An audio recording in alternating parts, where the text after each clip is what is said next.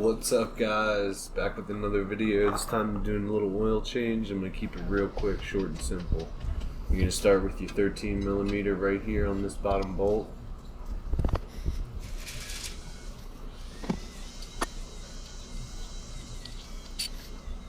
I sped the video up just to keep it nice and short for you guys. You're going to pull this whole assembly out of here. It's just kind of like a secondary filter. Make sure you grab that. You don't want all that falling in the pan. I'm going to set this aside on a rag. We'll come back to that. I'm going to grab the 8, head over to the other side, and remove the filter. It's going to be these 3 bolts.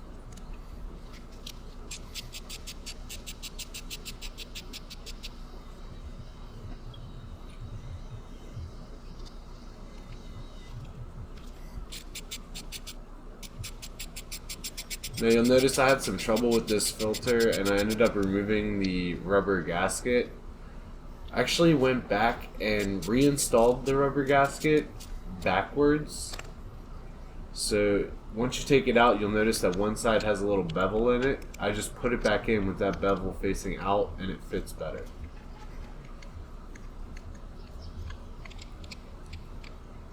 There's this little spring in here, make sure you don't lose that.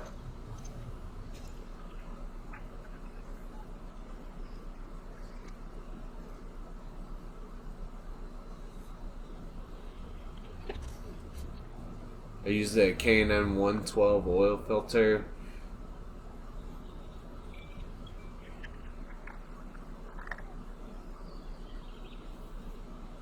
This is that rubber gasket I'm talking about. Now, I couldn't really get it to fit at the time of making this video, but I actually went back and found out that, like I said, all you have to do is just remove this gasket that you see me about to remove. Struggling there, and I left it out, but what you want to do is actually just put it back in the opposite direction.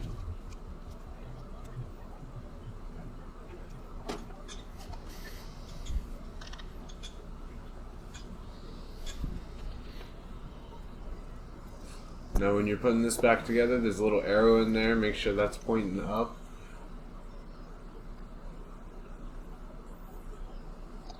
I just started the bolts in here, and then I'm going to go around and tighten them evenly.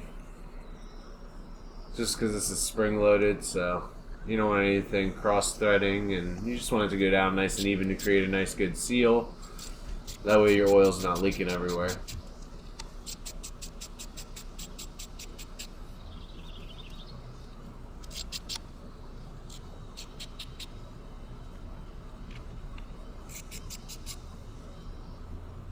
Give it a little 2-finger tight on all of them.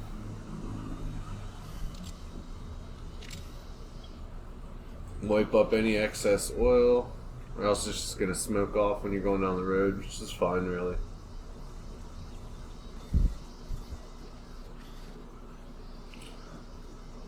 Then I'm going to put this little assembly back together here, and you'll notice that it can only really go together one way, so you can't mess this up.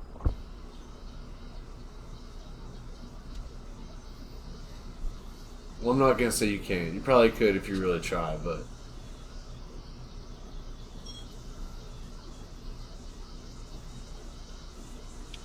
so slide that back in there, tighten it down. And then we'll go back around to the other side and just top it up, and that's it. We're done.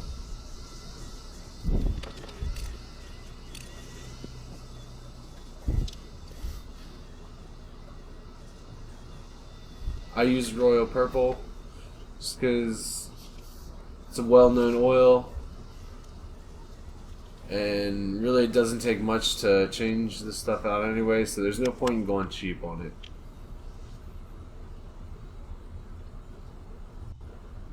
You can use the funnel if you want to. I just take my time and pour it right on in.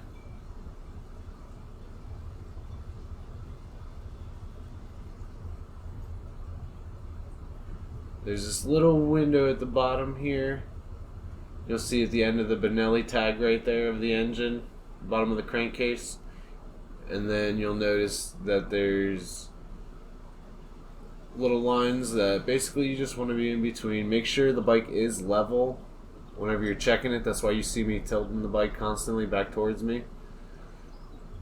Because obviously if the bike is leaning to one side, this window is not going to read accurately.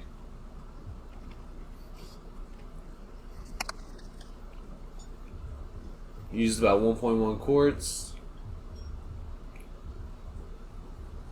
And that's it. Click the buttons, do the things. See you guys next time.